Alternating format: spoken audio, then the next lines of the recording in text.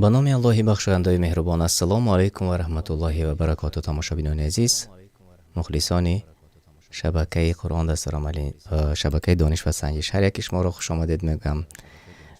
امروز شام شنبه است و ما برنامه دانش و سنجش را این لحظه آغاز میکنیم و همانهایی که علاقه این لحظه ها آماده هستید، معلومات دارید که امروز موضوع ما در مورد احکام قربانی است و قسمت اولی برنامه علاقه خود این لحظه آماده است و ما و شما میتوانیم در آن اشتراک داشته باشیم. و خب تماشابینان عزیز، این لحظه ها من روی اکران کد گیم پین را نشان میدیم و شما میتوانید داخل شوید. 743 07 79 این از گیم پین برای امروز و هر یک از شما میتوانید این لحظه ها داخل شوید و در آزمونی امروزه ما اشتراک داشته باشید. سوال ها به نهایت سوال های عادی و آسان است، مربوط به احکام قربانی است. و 743 07 79 گیم پین انا همین است، داخل شوید. آنهایی که خوش آمدید، آنهایی که باری اول تماشا میکنید و باری اول اشتراک میکنید، برنامه دانش و سنجش است و مستقیم شما ما رو تماشا میکنید و هر یک که شما میتوانید در این بازی اینتراکتیوی خودتان به واسطه اشتراک داشته باشید. کهود نقطه ت نوشته میکنید در تلفن موبیلیتان یا اینکه در گوگل یا اینکه در اپرا و به بازی داخل میشوید. در جایی که نیک نیم نوشته شده است به خودتان تخلص انتخاب کنید و در جایی که گیم پین نوشته شده است آن همون رقمی که در روی اکران میبینید 743 07 79 برای امروز است، با آن همون داخل شوید.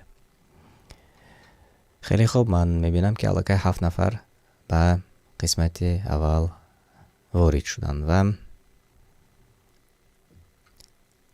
خیلی خوب، خوش آمدید میگویم همه شما را.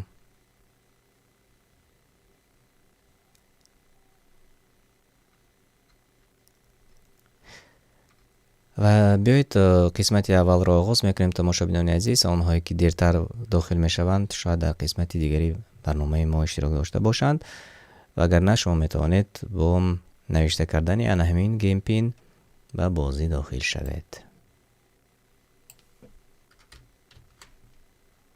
من در چت نیز گیم پین را نوشته میکنم برای آنهایی که دیرتر پیوست میشوند، یعنی شما نیز میتوانید داخل شوید و قسمت اول را انشاءالله آغاز میکنیم. بسم الله. سوال اول: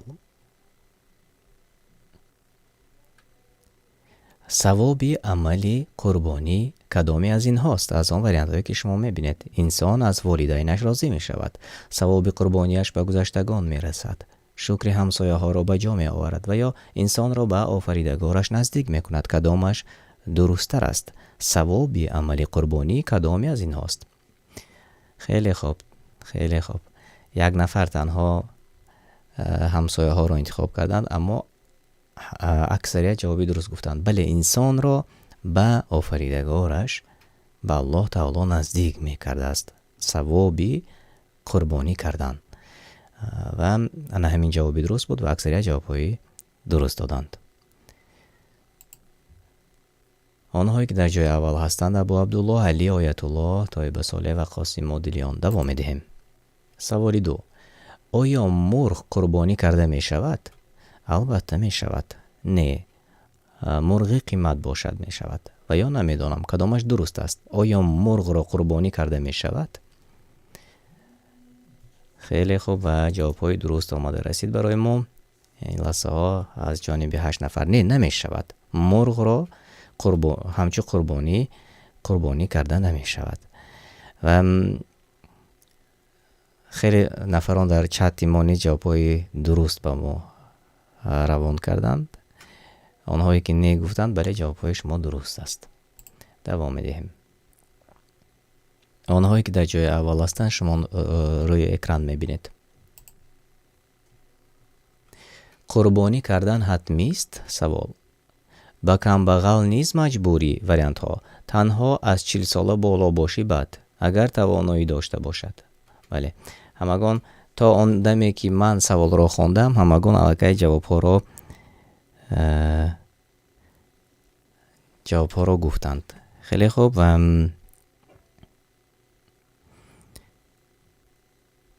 خب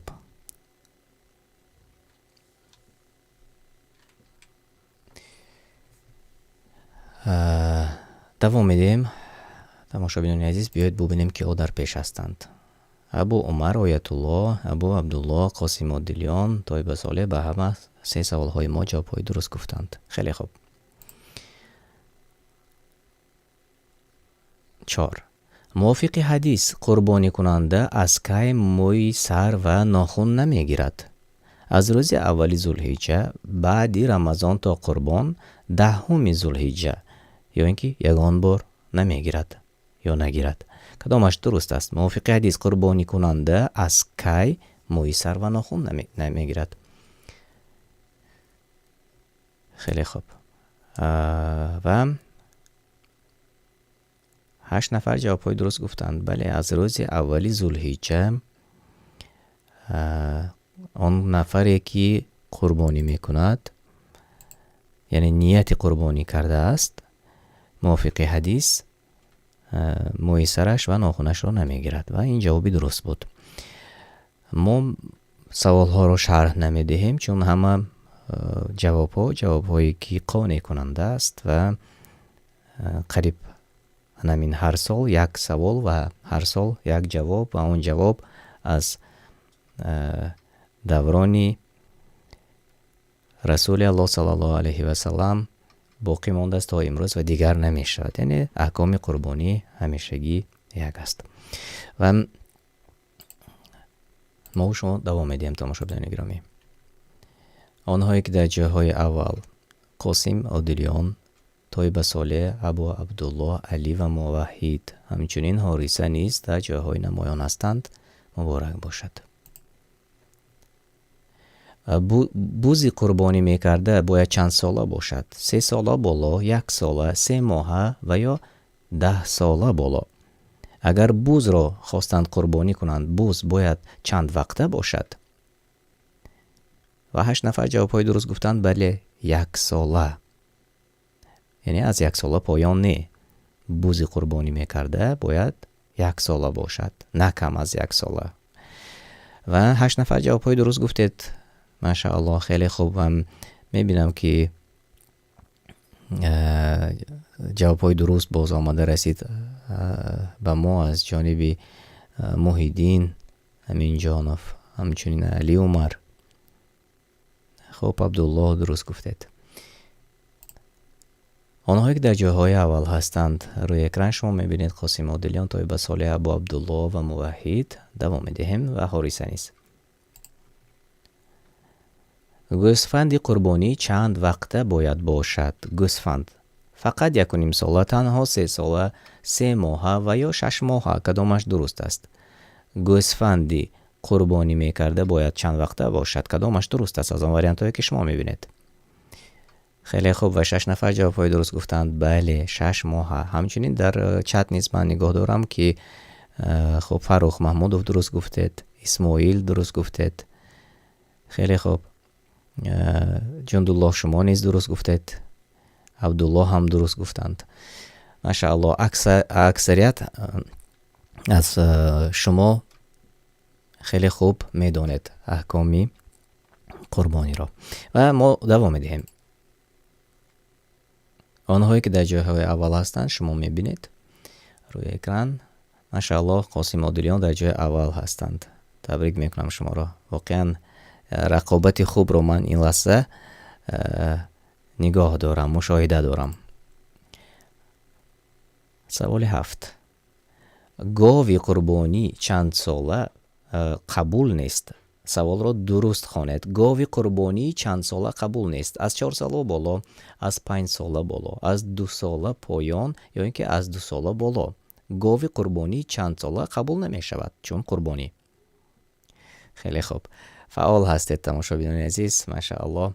و 6 نفر جوابهای درست گفتند. از 2 سال پایان قربانی گاوی از 2 سال پایان قبول نبوده است. و 6 نفر جوابهای درست گفتند، ماشاءالله. همچنین من بیاید یک روی اکران و در چت نیز میبینم که چند نفر جوابهای درست گفتند. اینجا جندالله درست گفتید، بله. همچنین اسماعیل درست گفتید، خیلی خوب. موحیدین همین جانوف، بله درست گفتید. اسمت الله حاجی معطوف درست گفتید، خیلی خوب. و بیاید نباشد ببینیم که ها به پیش بر آمدند. قاسم عادلیان چون پیشتره، ابو عبدالله موحید، محمد و طایب صالح، آنهایی که در جاهای نمایان هستند. و میبینیم که قاسم عادلیان پی هم به 7 سوال ما جوابهای درست گفتند. مبارک باشد، ماشاءالله. دوام میدهیم. وقتی ذبح چاروای قربانی کی سر می شود؟ پیش از نماز عید، بعدی نماز عید، 2 روز پیش از نماز؟ تا آن وقتی که من همه سوال را خواندم الکی جوابهای درست به ما آمده رسید. بله، بعدی نماز عید. و همه آنهایی که در داخل برنامه هستند جوابهای درست گفتند، بعدی نماز عید. و همین جوابی درست بود. یعنی شاید آنهایی که نمیدونستند باز معلوماتی دیگر پیدا کردند. اما ما سال گذشته نیز به همین سوال ها جواب گفته بودیم. سال گذشته افیر مستقیم داشتیم و در برنامه اهل علم برآمدند و این موضوع را ما پیگیری کرده بودیم. و اکثر سوال هایی که شما داشتید به آن سوال جواب ها گفتیم. و شما امروز هم می توانید به بعضی سوال های خودتان جواب را از پلیلیستی قرآن دستور عمل انسان، اونجا یک پلیلیست است با نام احکام قربانی، اونجا داخل شوید و تقریبا برنامه 1 ساعت است و همچنین غیر از این به پارچه ها تقسیم شده است. و بعضی سوال های شما جواب های مشخص هست، می توانید آن را جستجو کنید. بیایید اکنون ببینیم قسمتی خوبی برنامه ما. جای 3 موحد مبارک باشد. جای 2 نصیبی ابو عبدالله گردید، مبارک شود. جای اول از آن قاسم عادلیان، مبارک باشد. همچنین باز محمد و طایب صالح نیز در جاهای نمایان بودید. من شما را صمیمانه تبریک میکنم، ماشاءالله. خیلی خوب. و بیایید من قسمت دیگری برنامه را آماده میکنم تا که ما و شما توانیم در آن اشتراک داشته باشیم. قسمت 2 و قسمت 2 برنامه ما نیز در مورد احکام قربانی است و هر یک از شما میتوانید در آن اشتراک داشته باشید و برد کنید. مرحمت 311 82 54 گیم پینی نوبتی داخل شوید.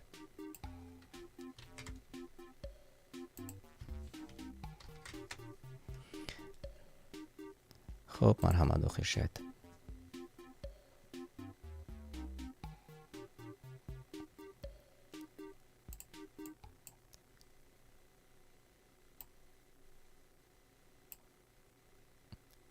خیلی خوب. و میبینم الکی چند نفر داخل به برنامه شدند.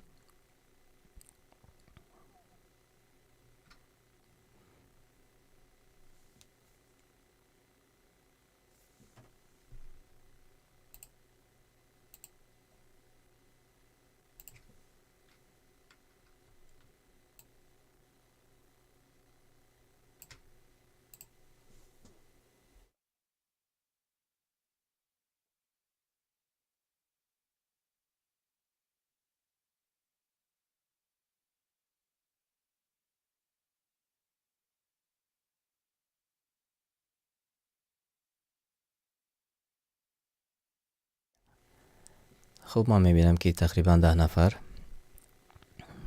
داخل شدن به قسم دیگری برنامه ما و خیلی خوب. ما قسمتی دیگر رو نیست آغاز میکنیم.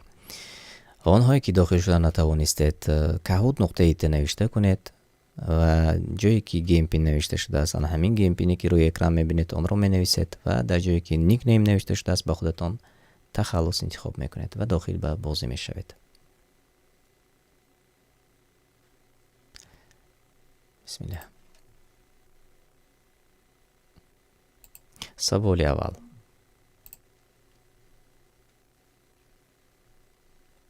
کدامی از اینها آداب ذبح قربانی نیست؟ یا بسمیل، تیز کردن کارد، رو به قبله ایستادن، آزار ندادنی چاروا در وقتی ذبح. کدامش درست است؟ کدامی از اینها به آداب ذبح قربانی داخل نمی شود؟ از همین وریانت هایی که شما می بینید آداب دارد، یعنی آدابی. خیلی خوب، من می بینم که جواب های درست علاقه آماده رسید با ما از جانب جندالله و از جانب طایب صالح و عبدالله. بله، یا بسمیل گفتن این از آدابی قربانی کردن نیست، چون ما در برنامه های گذشته درباره ذبح چاروا گفته گذاشته بودیم و شما معلومات دارید علاقه. و یکی از مهمان های برنامه ما برای شما خیلی خوب و واضح فهمانیده بودند که یا بسمیل گفتن به نامی می شود، اما در بعضی منطقه ها همین عادت شده است و وقتی چاروا رو ذبح میکنن یا بسمیل میگویند و میکشن به نام کی. از این خاطر همین یا بسمیل گفتن آدابی ذبح چاروا نیست و همچنین چاروا حلال هم نمیشه چون به نام الله ذبح نشده است.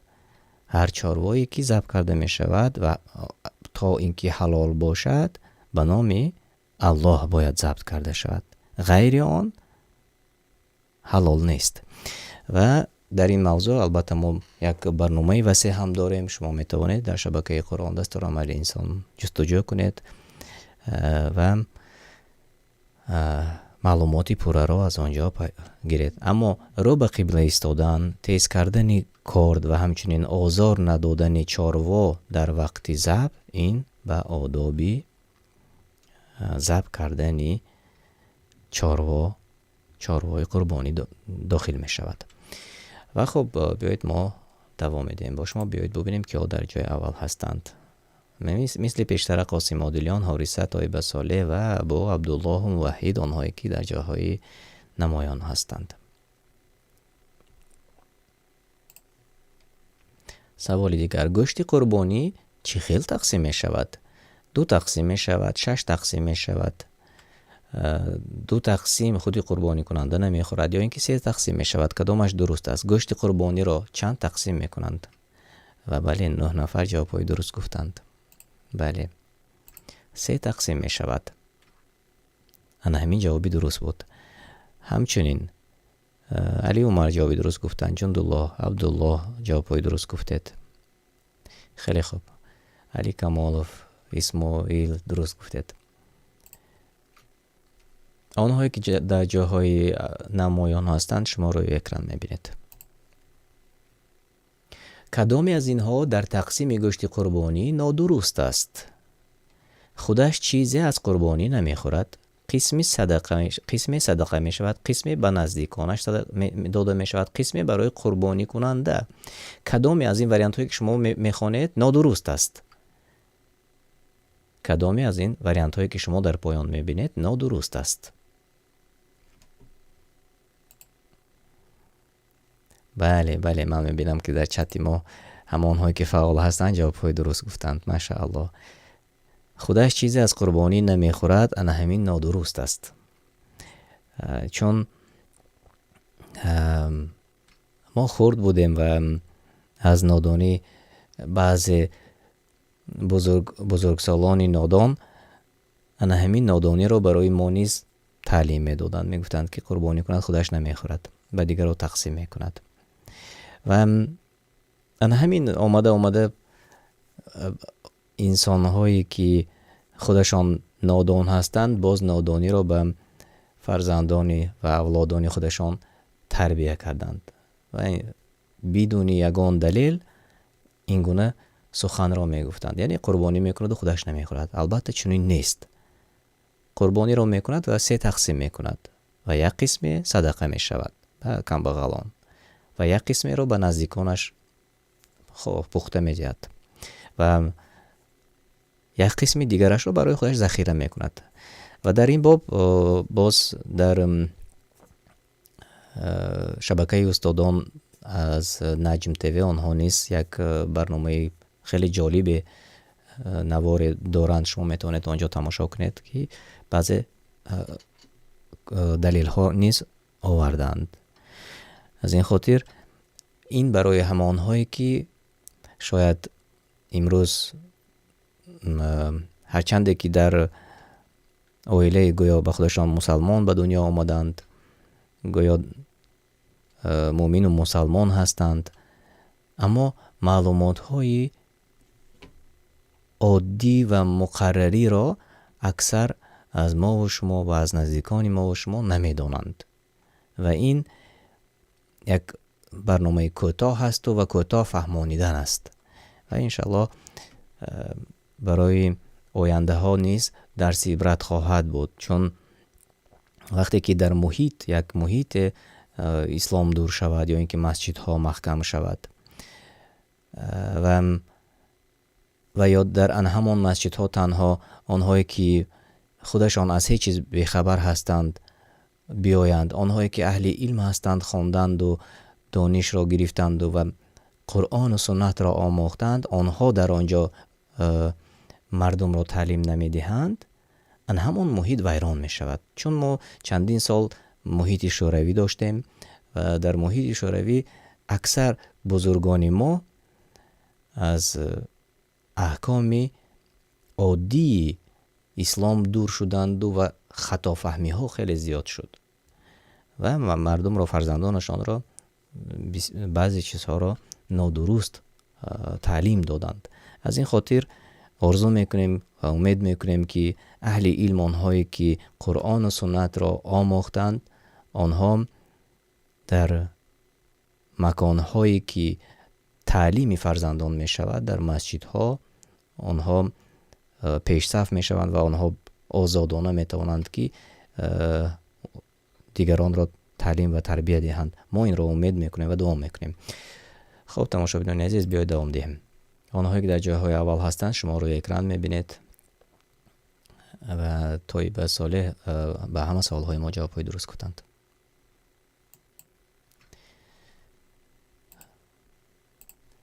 مردی 2 زن داشته چند قربانی میکند؟ حتما 2 تا قربانی میکند، 1 تا 4 از بهر قربانی برآید، یا اینکه 2 زن باشد 2 تا، 4 زن باشد 4 تا. کدامش درست است؟ مردی 2 زن داشته چند قربانی میکند؟ خیلی خوب و همگی جوابهای درست گفتند. 8 نفر جوابی درست گفتند. 1 تا 4. یعنی رسول الله صلی الله علیه و سلم چند عائله داشتند، اما 1/4 را روزی عید قربانی میکردند و همین کفایه بود. اما بعضی علما میگویند که اگر توانایی داشته باشد و 2 زن داشته باشد و 2 تا قربانی کند هم باکی ندارد. و جوابی درست همین جوابی 1 تا 4، هرچند که 1 زن داشته باشد، 2 زن داشته باشد، 3 زن داشته باشد و یا 4 زن داشته باشد، 1 تا هم کفایه بود است و همین جوابی درست بود. خب دوام میدیم. آنهایی که در جایهای اول شما میبینید روی اکران، ماشاءالله قاسم عادلیان به همه 4 سوال ما جوابهای درست گفتند.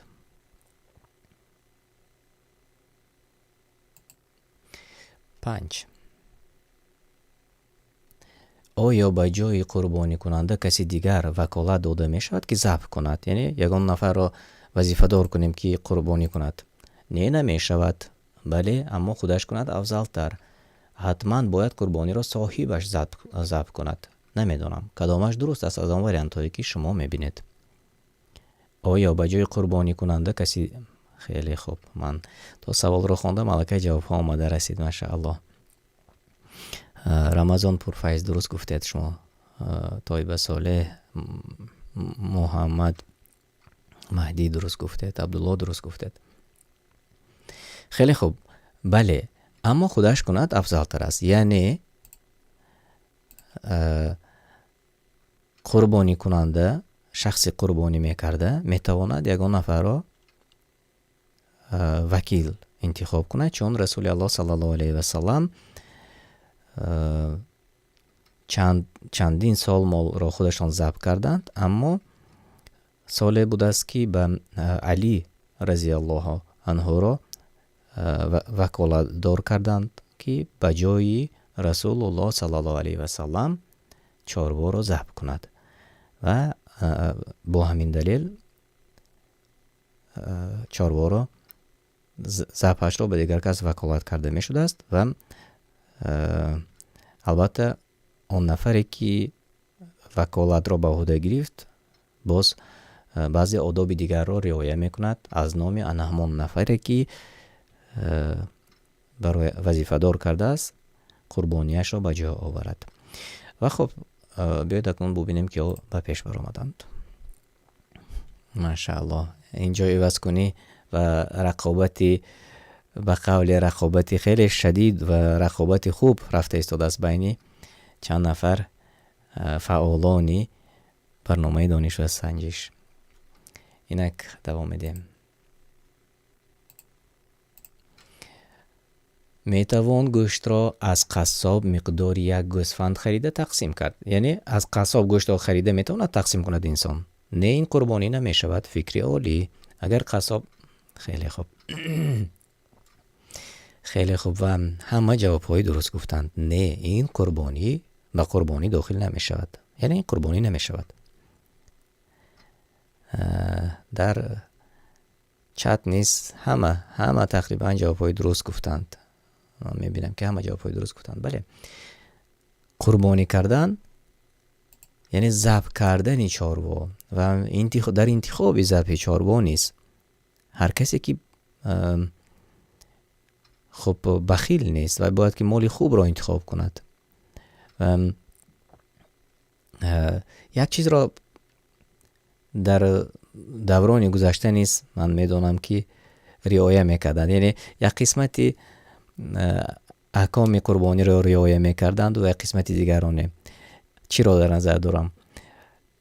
مالی بهترین را انتخاب میکردند برای قربانی کردن، برای ذبح کردن و آن مال را خودشان در خانهشان چندین وقت نگاهبین میکردند تا که فربه شود و مال خوب شود و آن را بعد ذبح میکردند. و واقعا این گونه باید باشد. و قصه قابیل و حابیل را به یاد بیارید. یعنی در آن چیزی که بهترین قربانی به نام الله بود آن را به خاطر بیارید. قصه های قرآنی است. قابیل چرا قربانی میکند و حابیل چرا قربانی میکند؟ اگر در خاطر داشته باشید یکی گوسفندی بسیار فربه و خوشرو را قربانی میکند. مثل همین است تماشابینان عزیز. در انتخاب گوسفند نیز باید شخصی که قربانی میکند و توانایی دارد، دارایی دارد، پول دارد، بهترینش را انتخاب کند، زیباترینش را انتخاب کند، چون این تجارت با الله تعالی است. و چگونه برای خودش مثلا در انتخاب چیزی خوب را انتخاب میکند وقتی که تجارت میکند با الله تعالی خود؟ چگونه مالی مثلا هرچی کنم هرچی باشد نیو، بلکه بهترین مال باشد، این افضلتر و بهتر است. انشالله شما خوب درک میکنید. خب دوام میدیم.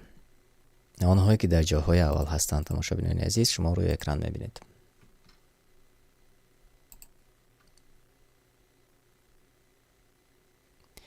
آیا به قصاب از گوشت قربانی مزد کار دادن جایز است؟ بله باید چنین کرد، پست و دوم قربانی را دهد، نه علاهیده مزد کار دهد. نمیدانم کدامش درست است. آیا به قصاب؟ خیلی خوب، ماشاءالله. و 9 نفر جوابهای درست گفتند.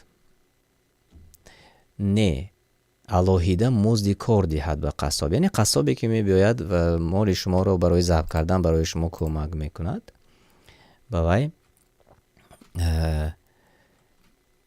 علاهیده مزد کاری میدهید.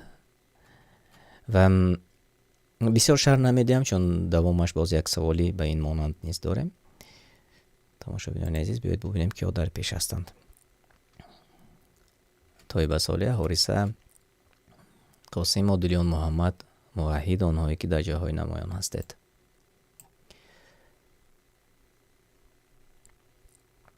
آیا فروختن پوست یا دیگر قسم چاروای قربانی ممکن است؟ آیا فروختن پوست یا دیگر قسم چاروای قربانی ممکن است؟ یک قسم را میتوان فروخت، باید به کمبغلان فروخت. توانمند میتواند خرد، اگر چنین کند گویا قربانی نکرده است. کدامش درست است؟ خیلی خوب. خب اینجا میبینیم که مردم و تماشابینان ما در جواب اختلاف داشتند، اما اکثریت جوابهای درست گفتند. اگر چنین کنند گویا که قربانی نکرده باشند، یعنی پوست یا دیگر قسمی چاروا فروخته نمی شود و یا به قصاب نیست داده نمی شود. پوست یا دوم یا یگان چیزی که از آن قربانی کردید. و این بود جوابی درست. اگر کس چنین کند قربانیش قبول نمی شده است. و 6 نفر جوابهای درست گفتند و اکنون قسمت بهترین برنامه ما آمده رسید. باید ببینیم که هم جاهای نمایان را سزاوار شدند. جای سیوم موحد مبارک باشد. جای 2 نصیبی محمد مبارک باشد. جای اول از آن طیبه صالح مبارک باشد. ماشاءالله. همچنین حارثه و قاسم عادلیان نیز در جایهای نمایان هستند. صمیمانه من شما را تبریک میکنم و یک بار دیگر میبینیم آنهایی که در جایهای نمایان هستند. تبریک میکنم. موحد جای سیوم، محمد جای دوم، همچنین جای اول طیبه صالح و باز حارثه و قاسم عادلیان نیز در جایهای نمایان بودید. من شما را صمیمانه تبریک میکنم. تماشابینان عزیز، اینجا وقتی برنامه امروزه دانش و سنجش و پایان میرسد. برنامه دانش و سنجش هر هفته روزهای شنبه پیشنهاد شما می شود و انشالله باز کوشش میکنیم هفته دیگر روز شنبه برنامه را آماده کنیم و برایتان پیشکش نماییم. آنهایی که به شبکه ما آبونه نشدید مرحمت آبونه شوید و به دیگران نوار رو روان کنید و آنهایی که فراموش کردید زیر نوار لایک ماندن لایک مانید تا که نوار ما رو دستگیری کنید و تا به دیگران پهن شود. خیر و خوش میکنم با شما تا و آخری های دیگر. خانه آباد و سربلند باشد و السلام علیکم و رحمت الله و برکاته.